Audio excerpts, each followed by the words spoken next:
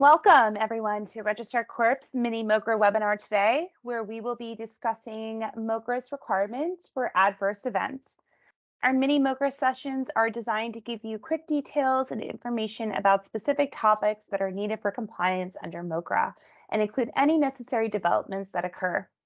At Registrar Corp, we proudly offer importers, exporters, and regulatory professionals a comprehensive array of services and software that help companies achieve and maintain FDA regulatory compliance.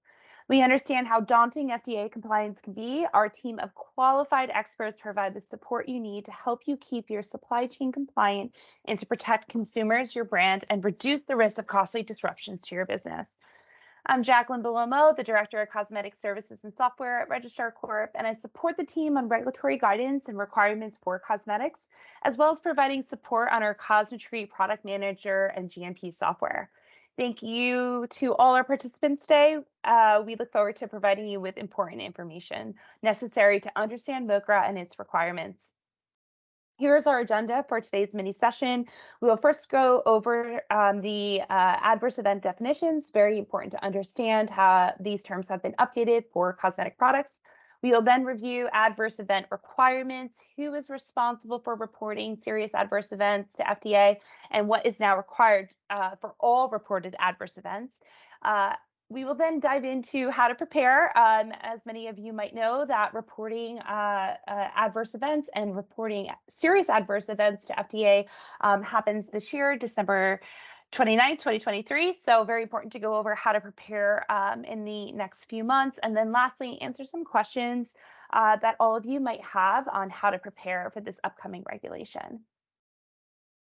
So, of course, I'm sure many of you have heard MoCRA introduced a concept of a responsible person to cosmetic products and their labeling. The term responsible person means the manufacturer, packer, or distributor of a cosmetic product whose name appears on the label in accordance with Section 609A of the FD Act or Section 4A of the Fair Packaging and Labeling Act.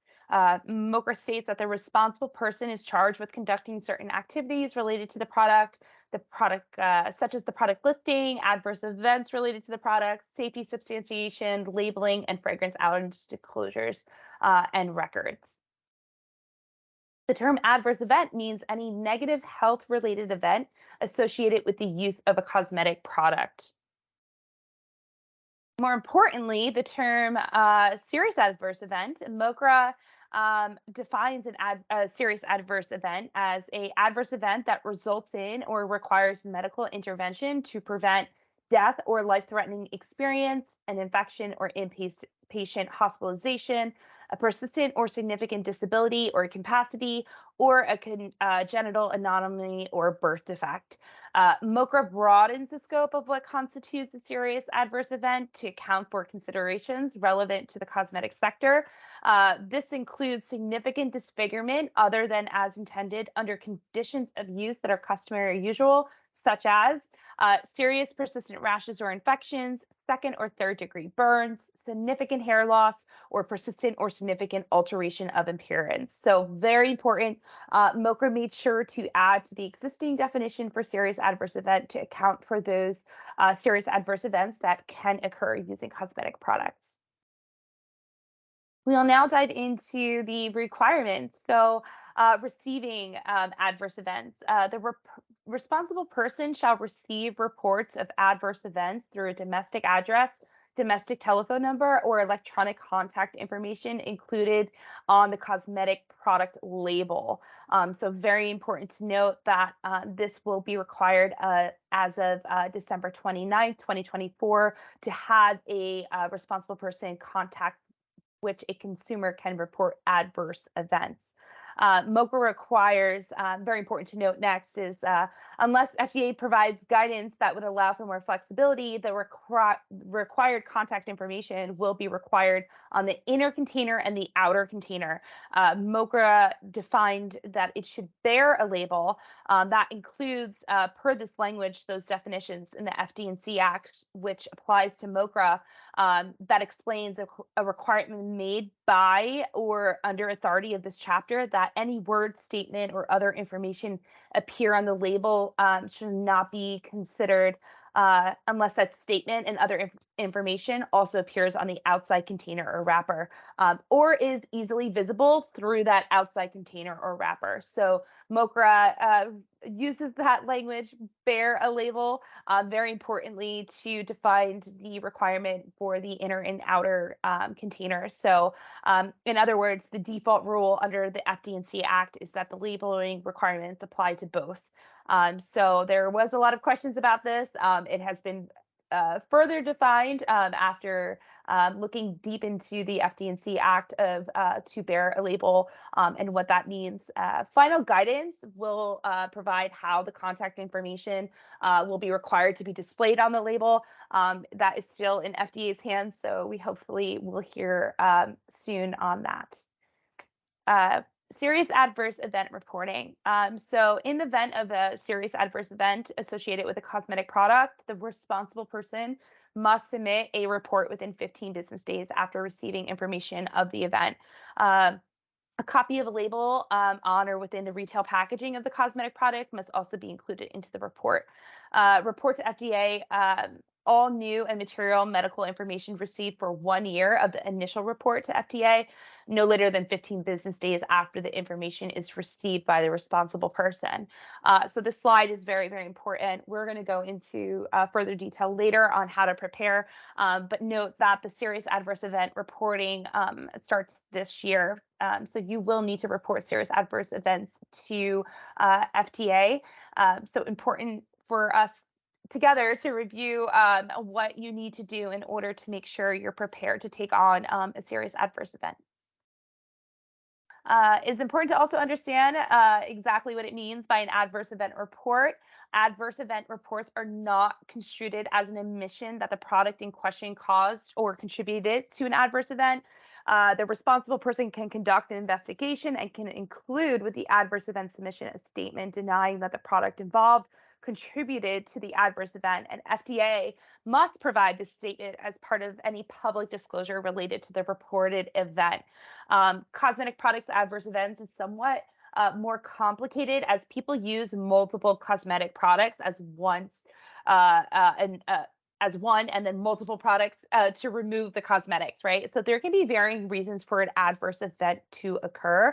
That is the reason why I'm going to tell you all how important it is to make sure that your product has the appropriate use, the appropriate directions for use, so the instructions and the appropriate instructions on how to remove the product. This will play a key factor into determining if the adverse event was in fact a consumer error use or the adverse event had directly been associated with the product itself. That is kind of a lot of where we see adverse events reports come in from consumers. Many of us have seen it in consumer complaints before, but very important to note what is currently on your packaging. Serious and uninspected adverse events are rare for cosmetic products, but a company should notify the FDA of any known serious and unexpected adverse events. Again, this can be solely driven by the type of product it is. For example, an eyeliner, which has the ability to be around the mucous membrane of the eye. Important to note that it's more closely related to an adverse event occurring. So to take note into the ones that are of higher risk, lower risk of where an adverse event can take place. MoCRA imposes significant record-keeping requirements on a responsible person, particularly for this adverse event record-keeping.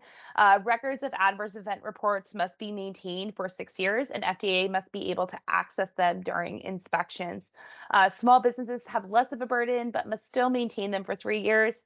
The responsible person shall permit an authorized person to have access to the records required to be maintained during an inspection. So very important, the term authorized person means an office or employee of the Department of Health and Human Services who has appropriate credentials and has been designated to have access to the records required. So there is a lot of talks about FDA audits and what might be coming up. So just note that that authorized person is is from the Department of Health and Human Services and has the permission to have access to those records. Personal information in adverse event reports will not be publicly available according to any state or other law requiring disclosure of that information, or records or otherwise be disclosed or distributed to any other party without the written consent of the secretary and the person submitting such information.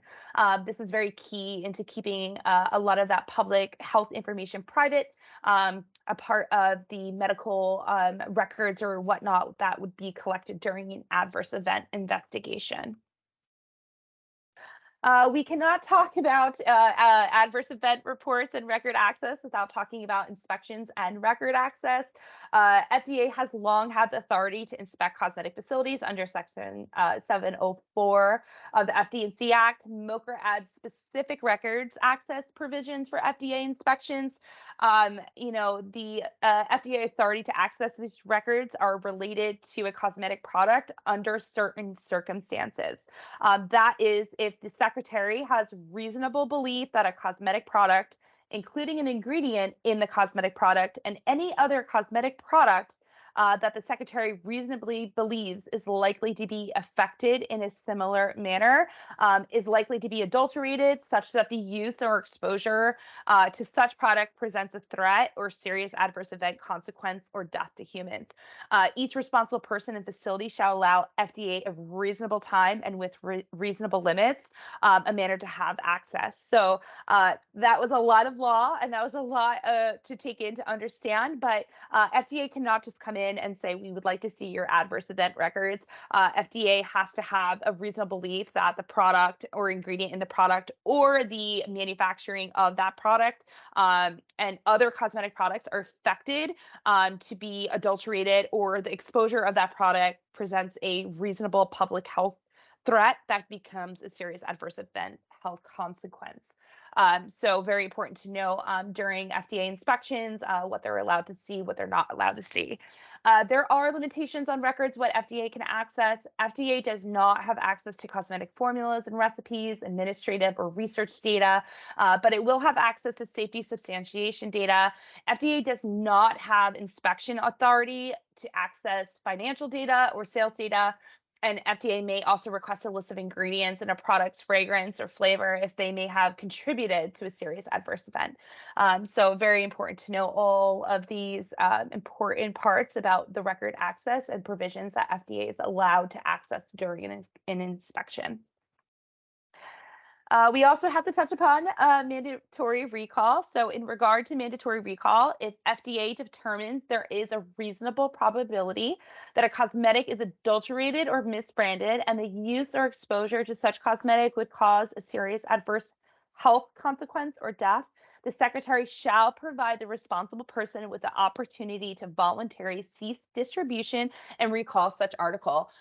It is the responsible person, if the responsible person refuses to or does not voluntarily cease distribution or recall such cosmetic within the time and manner prescribed by the secretary may, by order, require such person to immediately cease distribution of that cosmetic product. So very important to note, the secretary shall provide the responsible person who is subject to the order an opportunity for an informal hearing to be held no later than 10 days after the issue of the order. It's important to mention during this time in this slide that if you currently do not have a recall plan, especially if you work with multiple contract manufacturers, that you insist on them providing you a recall plan or your own firm developing a recall plan, as this will be important as FDA starts to build out all of the enforcement guidelines and enforcement parts of this, that you have such plans in place and not wait for a recall to happen to suddenly develop a plan.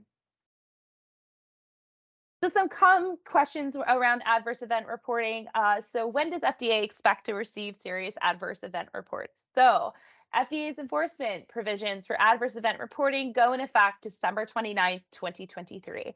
Once the requirement is effective, a responsible person must submit the report of serious adverse events to FDA within 15 days after receipt by the responsible person.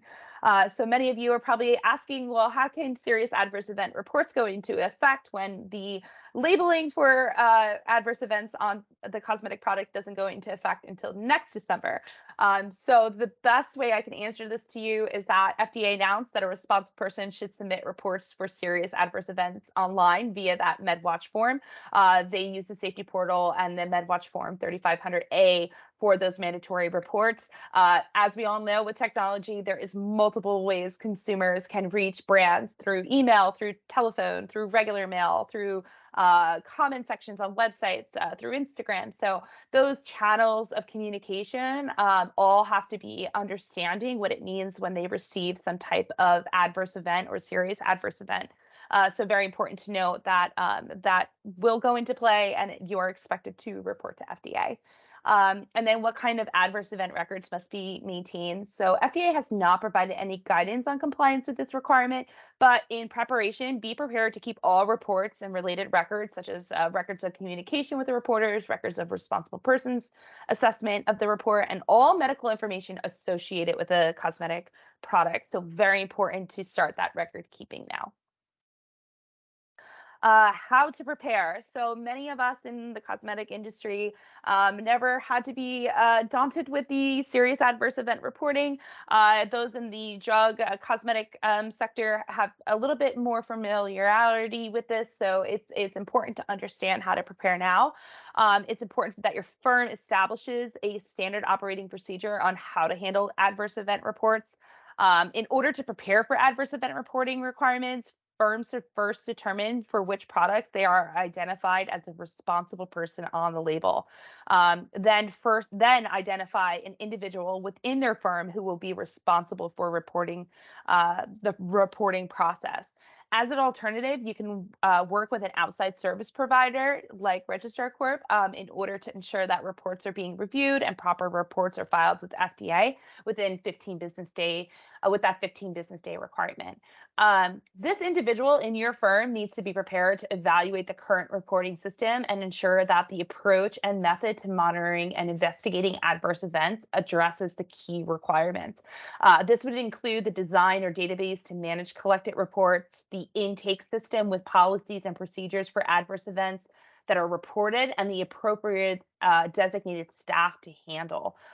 With that, training all employees involved in the adverse event reporting process, implementing a system to manage and documenting all incoming incidents from all methods of consumer communication, so such as email, telephone, regular mail.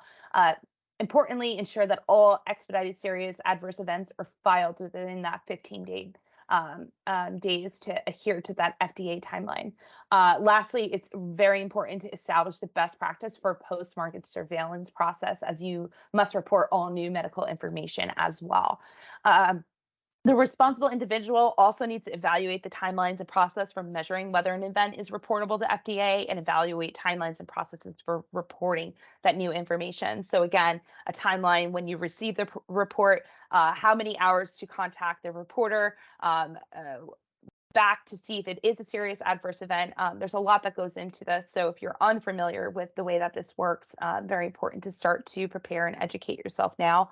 After evaluating the current process, the responsible individual should make any updates to the current policies to address any gaps in the process, to adhere to reporting timelines, requirements, and preparing for inspections that might be needed by FDA for further information.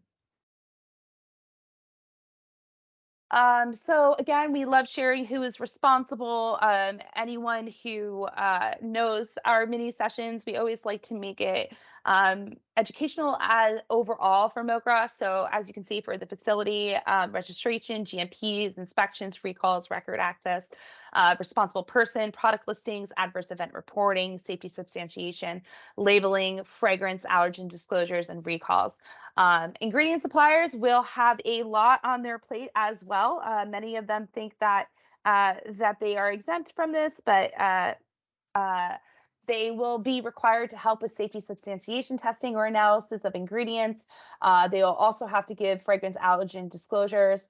Um, and they'll also have to provide testing for asbestos and toxicological data for PFASs. So they are not 100% out of the MoCRA requirements, as a lot of responsible persons and facilities will be asking for a lot of documentation on their end.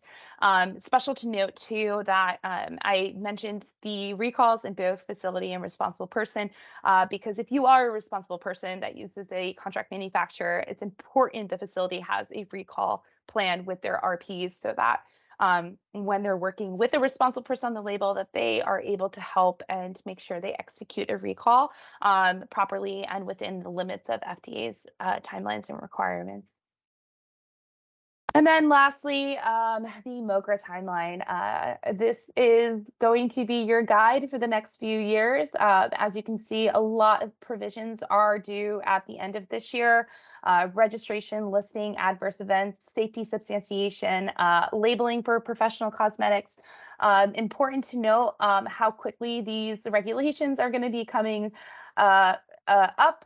As you can see, we are almost past the 1 year mark for the enactment, and all of the rest will be following quite quickly very soon. So we're going to answer some questions. Please feel to drop them in the Q&A box. Once again, Registrar Corp is here to help with all of your cosmetic needs around product listings, registration, U.S. agent, label review, and of course, adverse event contact. We have a skilled team of regulatory professionals who have been in the cosmetic industry and understand the ins and outs and all the complications that can come around. So let's get to some questions. Will FDA know when the portal will open? So this is a very popular question. We have gotten asked this several times. Even in our session this morning, we were asked. We do not know when the portal will open. I wish I had a crystal ball for you all. The only information we do have is that it will open in October, and that public comment for the portal is open until October 18th.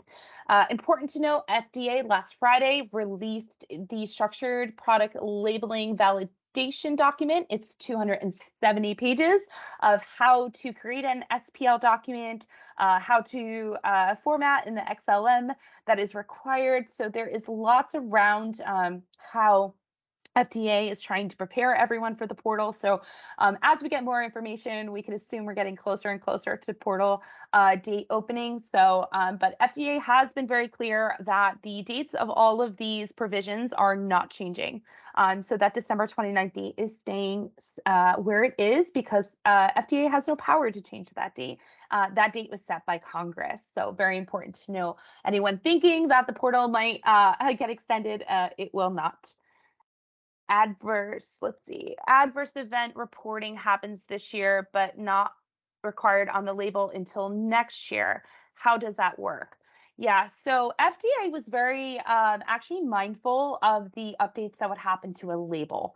And I say that because fragrance allergens are due for proposed rulemaking June of 2024 and open for public comment 180 days after, which brings you right into December. Adverse event contact information also has to be updated in December of 2024. So to cut down on the labeling changes and updates that have to get made, FDA was mindful of having these two dates for label updates occur at the same time or within the same time and scope. The reporting, though, as I mentioned, is happening in the safety reporting portal that already exists for FDA through that MedWatch 3500A form. So it's important to note that they have systems in place already for adverse event and serious adverse event reporting, and how to accept that information. If an adverse event occurs, what type of safety information should we have to dispute an adverse event? Great question. So safety substantiation is also due. Very important to note by this year as well. My best case practice is to tell the customer that look at your product, look at its in use, So your safety in use, and look at the potential risks that could occur with the use of that product. And again, as mentioned, instructions and removal. Best example is if you have a mascara. A mascara goes on the eyelashes, comes in close contact with the mucous membrane of the eye. Make sure you have your ocular testing. Make sure you have skin irritation testing. Make sure you have sting irritation testing. Anything that would have a potential risk to potentially harm or have an event occur on the eye, those tests exist and can be conducted. It's also important to look at the product as a whole, all the different ingredients associated with the product, so that you can see if there is any ingredient in a product that has had a history of potentially being harmful for the use that you've intended it. You will see a lot of CIR levels that show the use of an ingredient and its percentage in a certain area, designated for 2% in the eye, 2% on the lip. This is done for a reason because of all the testing that has been conducted and has been done. That is the best case for safety to avoid those adverse events getting reported. Next question, how does an adverse event get recorded? So again, this is something your firm will need to kind of sit down and determine how you're going to handle those records. Registrar Corp is helping with adverse event contacts. We have a complete system that builds a URL that directs a consumer to a report where they fill in all informations about the event, about the product, what happened. That is, the best case scenario. The time that goes on the clock when you receive a report of 15 business days will flash by. So properly having a way to receive the report being organized is really key in how you evaluate the actual adverse event that came in and whether or not that adverse event is reportable to FDA. It has very specific terminology around the serious adverse event. For that reason, again, there has to be someone skilled to look at the reports to know what's a consumer complaint, what's an adverse event, what's a health risk, and what a serious adverse event is. So definitely have those conversations internally, if your firm can handle them or if they need to be sourced out for a third party to handle as well, or to help you get a system in place. A lot of what we see in cosmetics does come from that consumer side and consumer complaints. So having skilled people to review really will cut down on the time of what has to get recorded and what has to get reported, and what else can go into consumer complaints. We have time for one more question. If you have a drug facility and a cosmetic facility, how will that work for inspections of adverse events? So inspections, well, let me back up. So a facility that is only manufactures drug cosmetics, so only manufactures sunscreens, they will only fall under a drug facility registration. A facility that manufactures sunscreens and eyeshadows would fall under a drug registration and a cosmetic facility registration. Many of you that know, drug facilities have a robust GMP and validation and cleaning procedures that have been in place for a very long time, especially for non-pharmaceutical drugs such as sunscreens, anti-acne, any personal care items, anti-dandruff.